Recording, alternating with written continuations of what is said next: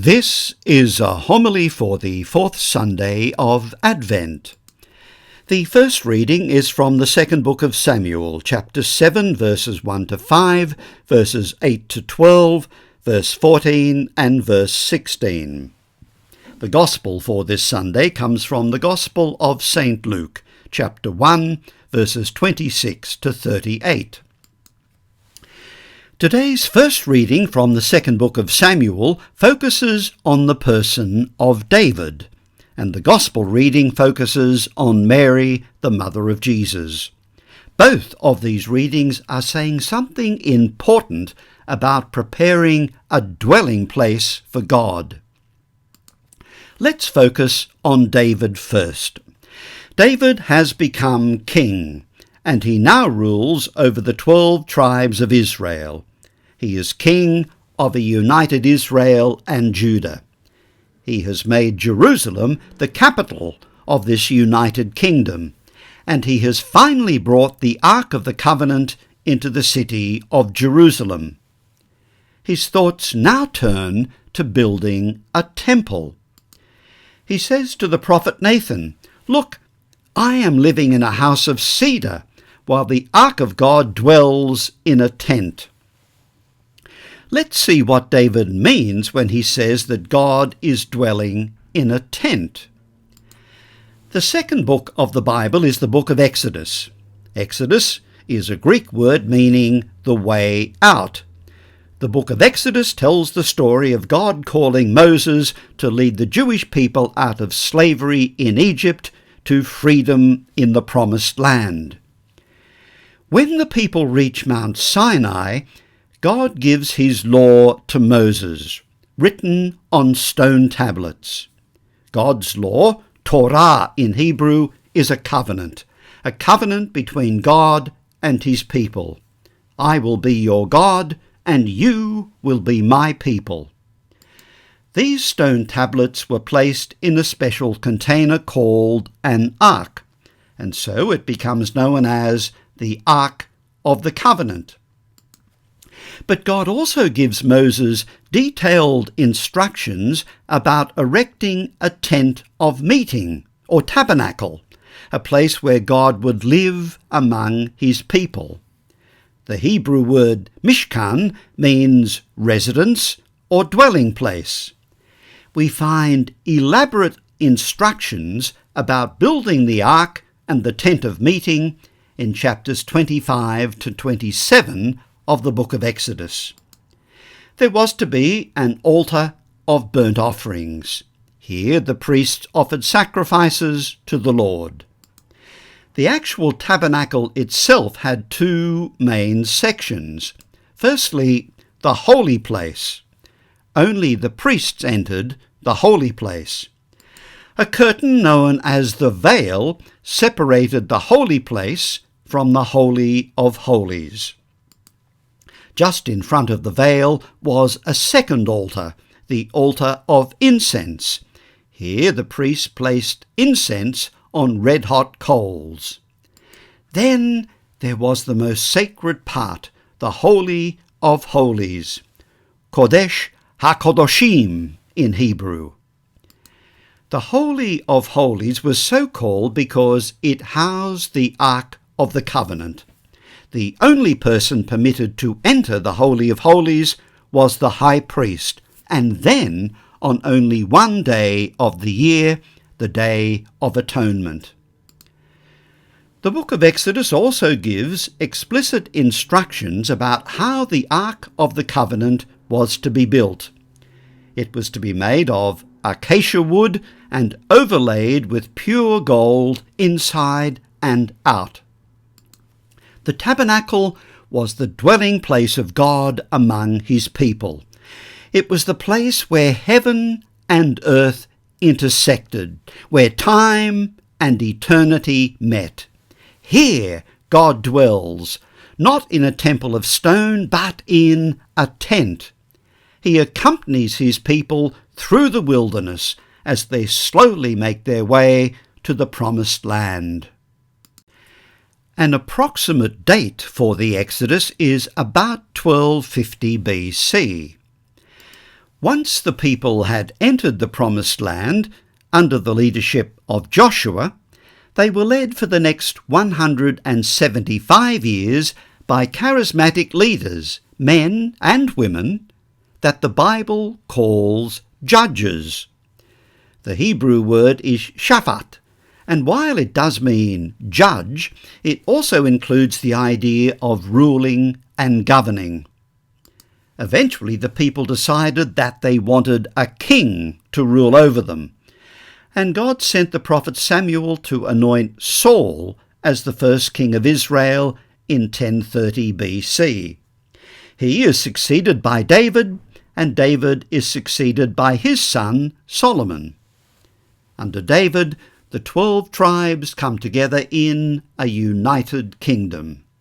So God dwelt among his people in the tent of meeting for about 300 years. But once David is settled in Jerusalem, the new capital of the United Kingdom, he decides to build a temple. The prophet Nathan at first gives David the green light, but later that night the word of the Lord comes to Nathan.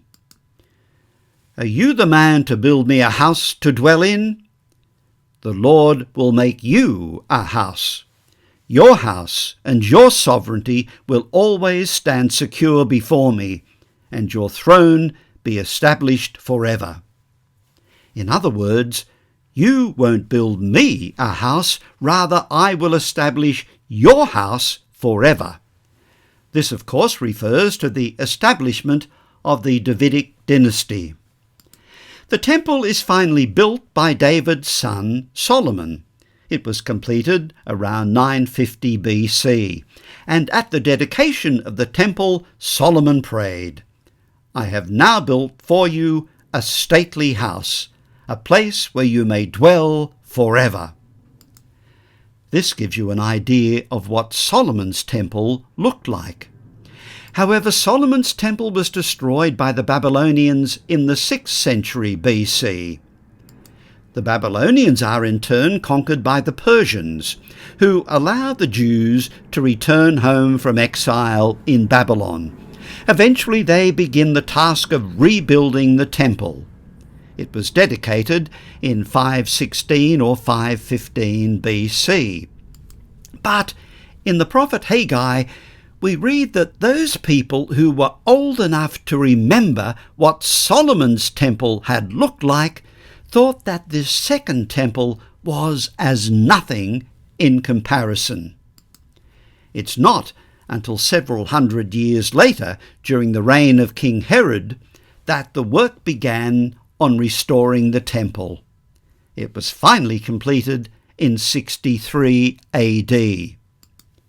You can see here the city of Jerusalem from above, with the temple precinct outlined.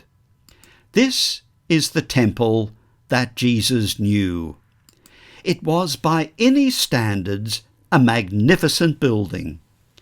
The temple complex was the largest in the ancient world. Its only possible competitor was the Temple of Jupiter in Damascus. The temple fulfilled the function of the tent of meeting. It was the place where God dwelt among his people. It was the place where sacrifices were offered. It was the place where heaven and earth met. But the temple was destroyed by the Romans in 70 AD. All that remains of Herod's temple today are the massive retaining walls. The Islamic shrine, the Dome of the Rock, now stands on the site of the temple. The Jewish historian Josephus describes the horror of the temple's destruction. Everywhere was slaughter and flight. Most of the victims were peaceful citizens, weak and unarmed, butchered wherever they were caught. Round the altar the heaps of corpses grew higher and higher, while down the sanctuary steps poured a river of blood. Here you can see some Roman soldiers taking the menorah, the 7-branched candlestick that was located within the holy place in the temple. The Arch of Titus in Rome commemorates the Roman victory over the Jews under the leadership of the Roman Emperor Titus. On the inside of the arch, you can see this scene of Roman soldiers carrying booty from the temple, including the menorah. So we first had the tent of meeting and then the temple, the house of the Lord, the place where God dwelt among his people. Keep that in mind as we now turn to today's Gospel, the scene that we know as the Annunciation. In this story, God's promise to David travels through time, from the throne room of Mount Zion to a backwater Galilean village in the hills. The angel Gabriel was sent by God to a town in Galilee called Nazareth. That was where Mary lived.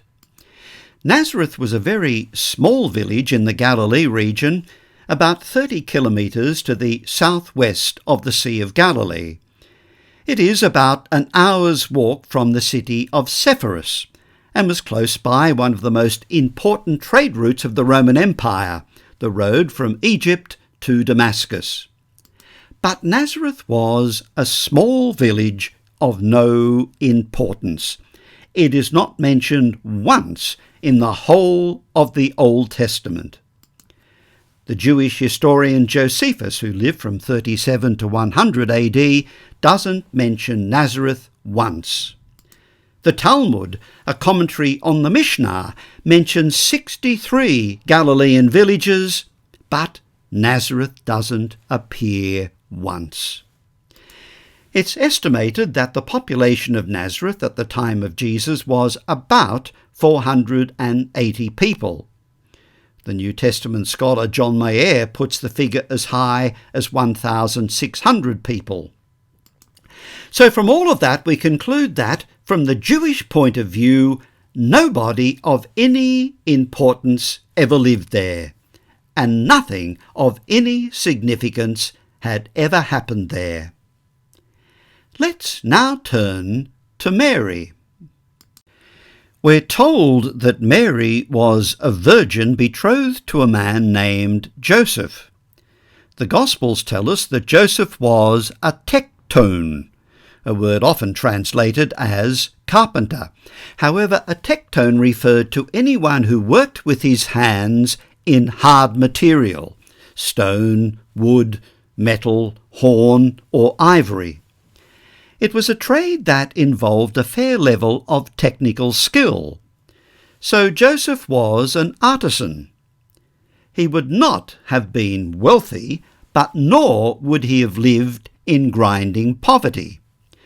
Given that Nazareth was a small village and the city of Sepphoris was only an hour's walk away, it is quite conceivable that Joseph sought work in nearby Sepphoris. Were Joseph and Mary married at this stage of the Gospel story? Jewish matrimonial procedure consisted of 2 steps. Firstly, a formal exchange of consent before witnesses. Secondly, the taking of the bride to the groom's family home. The formal exchange of consent usually occurred when the girl was between 12 and 13 years old, and it constituted a legally ratified marriage. After the exchange of consent, Mary was legally Joseph's wife. So betrothal constituted a legally ratified marriage, but the wife continued to live in her own family home, usually for another year. So Mary is married to Joseph, but they are not yet living together as husband and wife. Today's Gospel is therefore set between these 2 steps. The story of our salvation begins with a young girl of perhaps 12 or 13 years of age, still living at home with her parents. It's interesting to note, however, that most artistic representations of the Annunciation portray Mary as a young woman, not as a young teenager.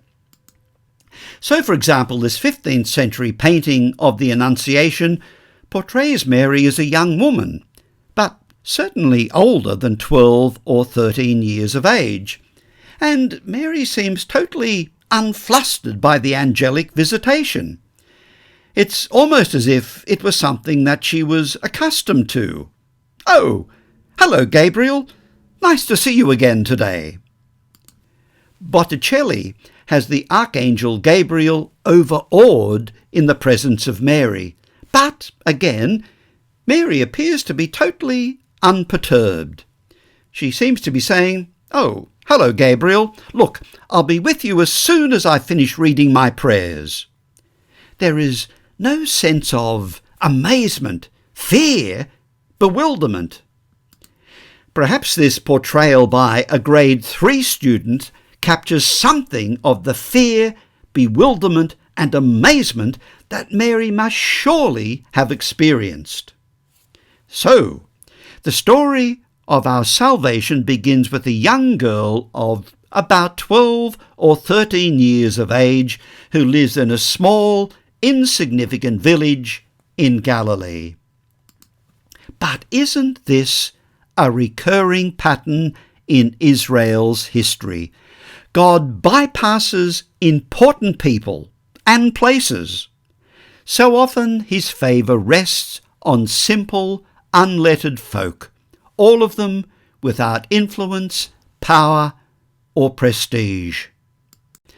Here you can see the modern city of Nazareth.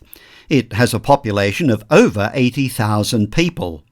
The most imposing building in the city is the Basilica of the Annunciation, completed in 1969.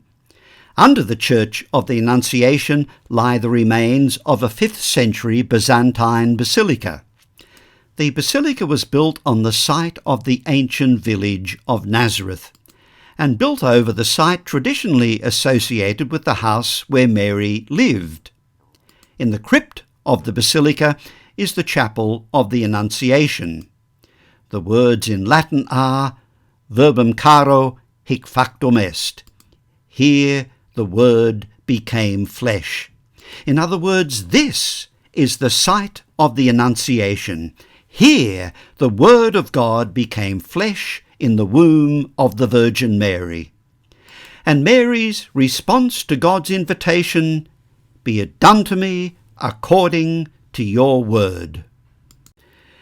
New Testament scholar Francis Maloney offers this reflection: how often, when God's designs break into my life, am I left speechless and puzzled? I can be encouraged that the first to place all her trust in the gift of Jesus, his mother, also began her journey of faith in the same way. The unexpected then calls for an answer, and so I often ask with Mary, why me? How? But too infrequently am I prepared to join Mary in seeing through the limitations of my shock and my logical search for a satisfactory explanation. Let what you have said be done to me. May the mystery of this Christmas lead us all more deeply away from our own petty plans. May we join Mary's unconditional response to the mysterious ways of our God, who has shown his life in the gift of his Son. The English-born American poet Denise Levertov has written a poem entitled Annunciation. You can find the full text of the poem on the internet, and it's a wonderful reflection for this Sunday of Advent.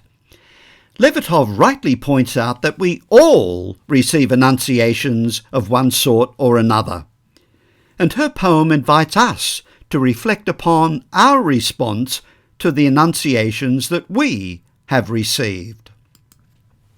Aren't there annunciations of one sort or another in most lives? Some unwillingly undertake great destinies, enact them in sullen pride, uncomprehending. More often those moments when roads of light and storm open from darkness in a man or woman are turned away from, in dread, in a wave of weakness, in despair, and with relief. Ordinary lives continue. God does not smite them, but the gates close. The pathway vanishes. God does not force his annunciations upon us, and Mary could have said no. She was free to accept or to refuse, choice integral to humanness. She did not cry, "I cannot, I am not worthy," nor "I have not the strength." She did not submit with gritted teeth, raging coerced. Bravest of all humans, consent illumined her, the room filled with its light. The lily glowed in it, and the iridescent wings. Consent, courage unparalleled, opened her utterly. Called to a destiny more momentous than any in all of time. She did not quail, only asked a simple, "How can this be?" and gravely, courteously, took to heart the angel's reply, the astounding ministry she was offered, to bear in her womb infinite weight and lightness, to carry in hidden finite inwardness 9 months of eternity, to contain in slender vase of being the sum of power, in narrow flesh the sum of light, then bring to birth, push out into air, a man-child needing, like any other, milk and love. But who was God? In those final few words we come to the heart of our Christian faith. But who was God? In former times God had dwelt among his people in the tent of meeting and the temple. Now he tabernacles among us in the flesh of the womb of the Virgin Mary. Mary herself becomes the Ark of the Covenant. In her body, God becomes flesh and dwells among us.